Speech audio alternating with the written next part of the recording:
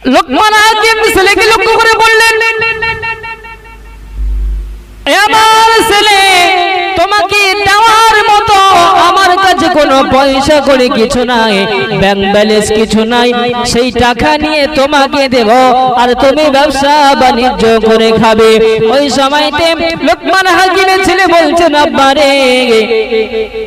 যেখান থেকে হোক আপনি আমায় কিছু টাকা দেন, আমি সেই টাকা নিয়ে ব্যবসা করব। ওই সময়